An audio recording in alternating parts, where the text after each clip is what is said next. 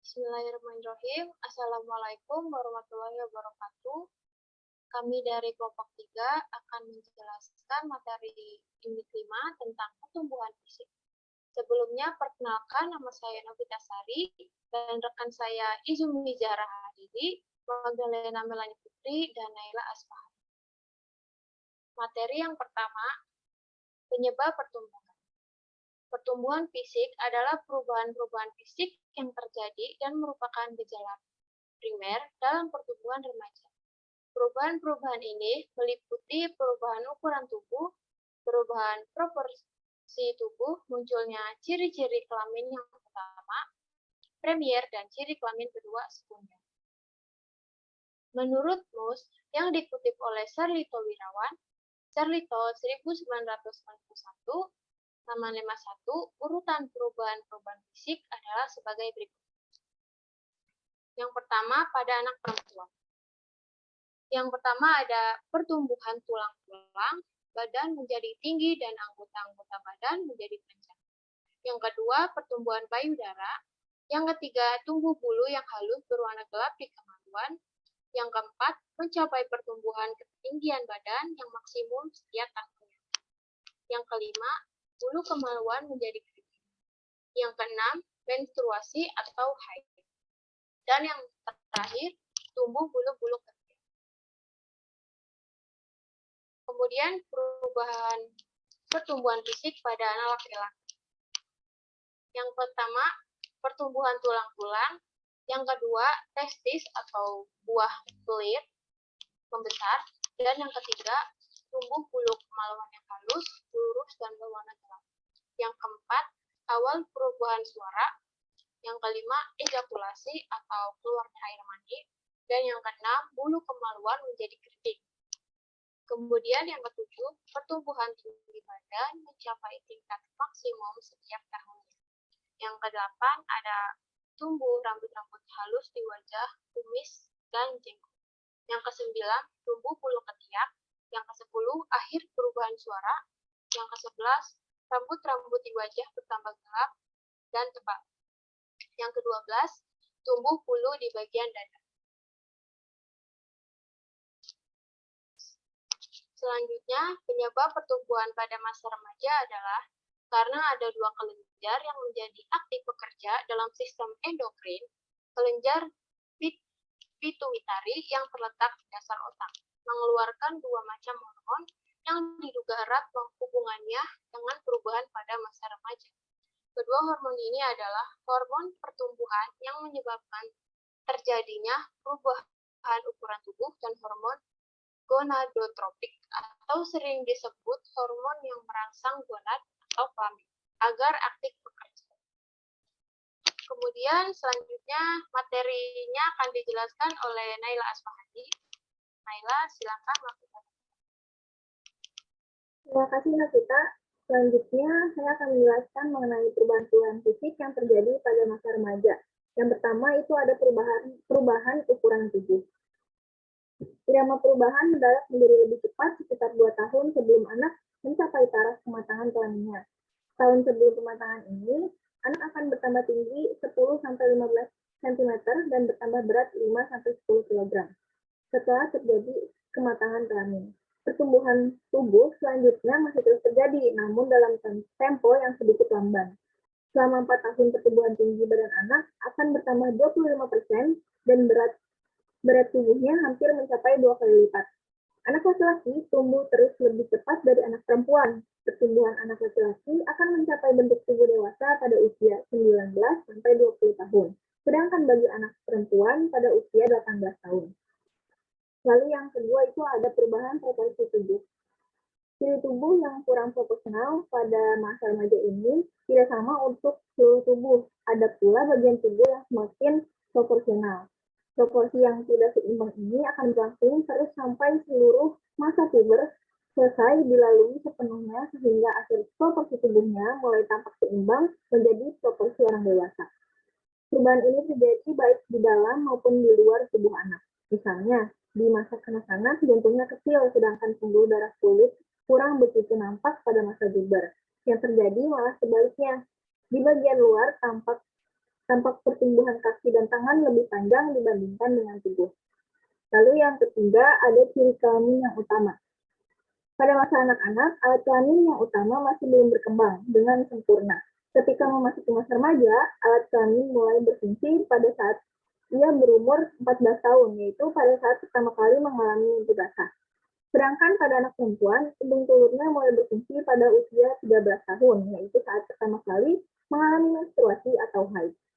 Bagian lain dari alat perkembangbiakan pada anak perempuan saat ini masih belum berkembang dengan sempurna, sehingga belum mampu mengandung anak untuk beberapa bulan atau setahun lebih. Masa interval ini disebut sebagai masa steril masa remaja. Lalu yang keempat itu ada ciri kelamin kedua. Ciri kelamin kedua ini pada anak perempuan adalah membesarnya buah dada dan mencuatnya tepung payudara. Pinggul melebar lebih lebar dari lebar bahunya. Tumbuh rambut di sekitar alat kelamin, tumbuh rambut di ketiak, dan suara bertambah nyaring. Sedangkan ciri kelamin kedua pada anak laki-laki adalah kumis dan jenggot, otot-otot mulai tampak, bahu melebar lebih lebar dari pinggulnya, nada suara membesar, tumbuh jakun, tumbuh bulu ketiak, tumbuh bulu dada, dan bulu sekitar alat kelamin, serta perubahan jaringan kulit menjadi lebih kasar dan pori-pori membesar. Ciri-ciri kelamin kedua inilah yang membedakan bentuk fisik antara laki-laki dan perempuan. Ciri ini pula yang seringkali merupakan daya tarik antar jenis kelamin. Perubahan tersebut berjalan seiring dengan perkembangan ciri kelamin yang utama dan yang kedua, dan akan mencapai tahap kematangan pada tahun pertama atau tahun kedua masa remaja. Lalu yang selanjutnya ada perubahan fisik sepanjang masa remaja yaitu diliputi oleh dua hal. Yang pertama itu percepatan pertumbuhan. Bagi remaja laki-laki, permulaan percepatan pertumbuhan berkisar antara 10 dan 16 tahun. Bagi remaja perempuan, percepatan pertumbuhan mulai antara 7 dan 11 tahun dengan umur rata-rata 10 tahun. Puncak pertumbuhan ukuran fisik dicapai pada usia 12 tahun, yakni kurang lebih bertambah 6-11 cm per tahunnya. Lalu yang kedua itu ada proses kematangan seksual. Meskipun kematangan seksual berlangsung dalam batas-batas tertentu dan urutan tertentu dalam perkembangan ciri-ciri kelamin sekundernya, namun kematangan seksual remaja berjalan secara individual sehingga hanya mungkin untuk memberikan ukuran rata-rata dan penyebarannya saja. Untuk materi selanjutnya akan dijelaskan oleh Mandalena. Silakan Mandalena. Terima kasih Naila. Selanjutnya saya akan menjelaskan tentang 3 kriteria yang membedakan antara anak laki-laki dengan anak perempuan, yaitu yang pertama, kriteria kematangan seksual. Kriteria kematangan seksual pada anak perempuan tampak lebih jelas daripada anak laki-laki. Menarche atau menstruasi pertama dipakai sebagai tanda permulaan pubertas. Sesudah itu masih dibutuhkan 1 sampai 1,5 tahun lagi sebelum anak wanita dapat betul-betul matang untuk bereproduksi. Menarche merupakan ukuran yang baik karena hal itu menentukan salah satu ciri kematangan seksual yang pokok, yaitu di posisi untuk konsepsi atau hamil. Menarche juga merupakan manifestasi yang jelas, meskipun pada mulanya terjadi pendarahan yang masih sedikit. Sehubungan dengan ejakulasi atau pelepasan air mani pada anak laki-laki, permulaannya masih sangat sedikit sehingga tidak terlalu jelas. Percepatan pertumbuhan sebagai kriteria penetapan titik awal masa remaja karena diketahui adanya korelasi antara percepatan pertumbuhan itu dengan timbulnya tanda-tanda kelamin sekunder maupun primer. Yang kedua adalah permulaan kematangan seksual. Permulaan kematangan seksual pada anak perempuan kira-kira 2 tahun lebih cepat mulainya daripada anak laki-laki. Menarche merupakan tanda permulaan kematangan seksual dan terjadi sekitar usia 13 tahun dengan penyebaran normal antara 10 sampai 16 tahun. Jadi kira-kira 1 tahun sesudah dilaluinya puncak percepatan pertumbuhan. Pada anak laki-laki baru terjadi produksi spermatozoa hidup selama kira-kira 1 tahun sesudah puncak percepatan perkembangan. Tetapi dalam air mani baru terdapat sedikit sperma. Yang ketiga yaitu urutan gejala-gejala kematangan seksual. Pada anak perempuan, kematangan dimulai dengan satu tanda kelamin sekunder dengan tumbuhnya buah dada atau payudara yang tampak dan bagian putih susu yang sedikit mencuat. Hal ini terjadi pada usia antara 8 sampai 13 tahun. Baru pada stadium kemudian menjelang menarche, jaringan pengikat di sekitarnya mulai tumbuh hingga payudara mulai memperoleh bentuk yang dewasa. Kelenjar payudara baru mengadakan reaksi pada masa kehamilan dengan satu pembengkakan. Sedangkan produksi air susu terjadi pada akhir kehamilan. Hal ini merupakan akibat reaksi-reaksi fisiologi yang menyebabkan perubahan-perubahan pada organ-organ kelamin internal. Pada anak laki-laki, kematangan seksual dimulai antara umur 9 sampai 13 tahun dan berakhir antara 13 sampai 17 tahun. Pada usia kurang lebih 15 sampai 16 tahun, pada anak laki-laki maupun perempuan, pangkal tenggorokannya atau jakun mulai membesar yang menyebabkan pita suara menjadi lebih panjang. Anak perempuan mendapat suara yang lebih tinggi dan nyaring, sedangkan suara anak laki-laki berubah menjadi agak berat. Selanjutnya akan dijelaskan oleh teman saya yaitu Izumi Zahra Harif. Izumi, silahkan. Baik, Lena, terima kasih. Lalu saya akan menjelaskan tentang kondisi-kondisi lain yang mempengaruhi pertumbuhan fisik anak. Jadi, terdapat kondisi-kondisi yang mempengaruhi pertumbuhan fisik pada anak. Yang pertama itu adalah pengaruh keluarga. Nah, untuk pengaruh keluarga ini, terdapat dua faktor yang mempengaruhi, yaitu yang pertama faktor keturunan dan faktor lingkungan. Untuk faktor keturunan, contohnya seperti seorang anak bisa tinggi dikarenakan ayah atau kakeknya itu tinggi. Dan untuk faktor lingkungan akan membantu menentukan tercapai tidaknya perwujudan potensi keturunan yang dibawa anak tersebut. Jadi pada setiap tahap usia, lingkungan lebih banyak pengaruhnya terhadap berat tubuh anak daripada tubuh. Kedua itu pengaruh gizi. Anak-anak yang memperoleh gizi yang cukup biasanya dapat lebih tinggi dan lebih cepat mencapai taraf badannya dibandingkan dengan mereka yang kekurangan gizi. Yang ketiga itu gangguan emosional. Anak yang terlalu sering mengalami gangguan emosional akan menyebabkan peran awal remaja itu terhambat dan tidak capai berat tubuh yang seharusnya. Dan yang keempat yaitu jenis kelamin. Anak laki cenderung lebih tinggi dibandingkan perempuan, begitu pula dengan berat badannya itu akan lebih berat dibandingkan perempuan.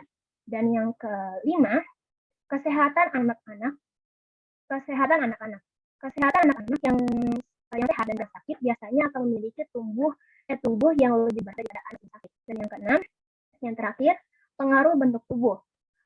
Bentuk tubuh, apakah mesomorph, ectomorph, atau endomorph akan mempengaruhi besar kecilnya tubuh anak. Misalnya anak yang bangun tubuhnya mesomorph akan lebih besar daripada yang endomorph, atau anak yang ectomorph karena mereka memang lebih gemuk dan berat. Selanjutnya, perubahan psikologis muncul antara lain sebagai akibat dari perubahan-perubahan fisik. Di antaranya perubahan-perubahan fisik itu adalah yang terdapat pengaruhnya pada perkembangan jiwa remaja adalah pertumbuhan tubuh atau badan menjadi makin panjang dan tinggi. Mulai berfungsinya alat reproduksi, yaitu haid pada wanita dan mimpi basah pada laki-laki. Dan tanda-tanda kelamin kedua yang tumbuh. Perubahan-perubahan fisik itu menyebabkan keguncangan bagi remaja karena ia harus menyesuaikan diri dengan perubahan-perubahan yang terjadi pada dirinya sendiri. Perubahan fisik dapat dibarengi dengan perilaku dan sikap. Perilaku mereka mendadak menjadi sulit diduga dan seringkali cenderung melawan norma sosial yang berlaku. Oleh karena itu, masa ini seringkali dinamakan sebagai masa negatif. Pada saat irama pertumbuhan sudah sedikit lambat dan perubahan tubuhnya telah sempurna, maka akan terjadi keseimbangan kembali. Meskipun pengaruh pubertas terhadap anak-anak remaja itu berbeda-beda, cara mereka melampiaskan gangguan ketidakseimbangan tampaknya sama. Beberapa bentuk pelampiasan yang mudah dilihat adalah mudah tersinggung, tidak dapat diikuti jalan pemikirannya ataupun perasaannya. Ada kecenderungan menarik diri dari keluarga atau teman, lebih senang menyendiri, menentang kewenangan dari orang tua dan guru, sangat mendambakan kemandirian, sangat kritis terhadap orang lain, tidak suka melakukan tugas di rumah ataupun di sekolah, dan sangat tampak bahwa diri tidak bahagia. Selanjutnya, perubahan beberapa kelenjar pertumbuhan yang menyebabkan terjadinya perubahan dalam bentuk dan ukuran tubuh. Anak-anak remaja ini secara fisik seringkali merasa sangat tidak nyaman, misalnya ada keluhan, gelisah, nafsu makan berkurang, gangguan pencernaan, sakit kepala, sakit punggung, kurang darah, dan sebagainya, yang umumnya mencerminkan adanya perasaan tidak nyaman. Anak-anak yang tergolong cepat dan lebih awal tumbuh seringkali merasa khawatir pada masa dewasa nanti tubuhnya akan terlalu tinggi. Sedangkan anak bertubuh pendek akan merasa khawatir sampai dewasa pertumbuhannya itu dan kehidupan kelaknya tidak akan berkembang normal. Remaja yang banyak perhatiannya terhadap kelompok, perilaku remaja itu akan banyak dipengaruhi oleh perilaku kelompoknya. Sekian penjelasan materi tentang pertumbuhan fisik dari kelompok kami. Mohon maaf bila ada kesalahan kata dan saya harap dan kami harap penjelasan materi dari kami mudah dipahami. Wassalamualaikum warahmatullahi wabarakatuh.